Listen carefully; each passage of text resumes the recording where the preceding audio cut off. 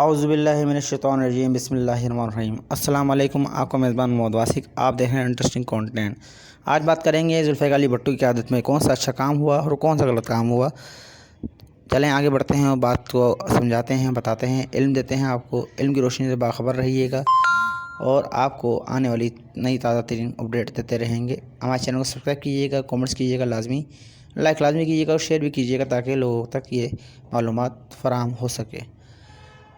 ذوالفقار علی بھٹو کی قیادت میں اچھے اور برہمن کام کی تشریح بھی ہوئی اور غلط کام بھی ہوئے۔ ان کی قیادت میں مختلف اصلاحات کی شروعات ہوئی، جیسے زرعی اصلاحات اور عوام کے لیے سسڑی گائے منصوبے وغیرہ۔ انہوں نے بھی تعلیم کے شعبے میں اہم قدم اٹھائے، لیکن ان کی حکومت کے دوران بھی کئی تنازعات اور مسائل بھی واقع ہوئے، جیسے ان کے ساتھیوں کی بھارت کے ساتھ معاہدے کے معافی پر اختلافات، سیاسی مظاہرے اور بین الاقوامی تنازعات۔ یہ موضوعات ان کی قیادت کی تاریخ میں اہم ہیں اور ان کی کارکردگی پر مختلف نظریں موجود ہیں۔ اب بات کریں گے اگلے ٹاپک پہ، وہ ہے ٹاپک کیا ذوالفقار علی بھٹو کو پھانسی اس بات پر دی گئی کہ انہوں نے قادیانی کافر قرار دیا تھا۔ اس بات پہ ان کو پھانسی دی گئی تھی کیا؟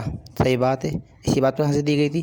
اب بات کریں گے ذوالفقار علی بھٹو کو پھانسی اس بات پر دی گئی تھی کہ انہوں نے قادیانیت کو کافر قرار دیا تھا۔ یہ واقعہ 1974 میں پاکستان کی قومی اسمبلی میں قادیانیت کو کافریت قرار دینے والے قانون کے ذریعے واقع ہوا تھا، جس کا نام قانون احمدیت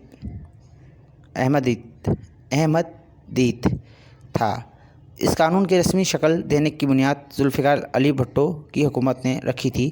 اس پر یہ گواہی دی جاتی ہے کہ انہوں کے زمانے میں قادیانیت کو کافر قرار دینے کی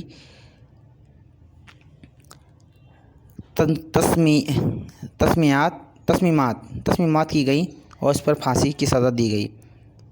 یہ پوری مکمل معلومات تھی۔ اگر آپ کو میری معلومات اور بات اچھی لگی ہو، چینل سبسکرائب لازمی کیجیے گا، کامنٹس لازمی کیجیے گا اور آنے والی ویڈیو سے باخبر رہنے کے لیے ہمارے ساتھ جڑے رہیے گا۔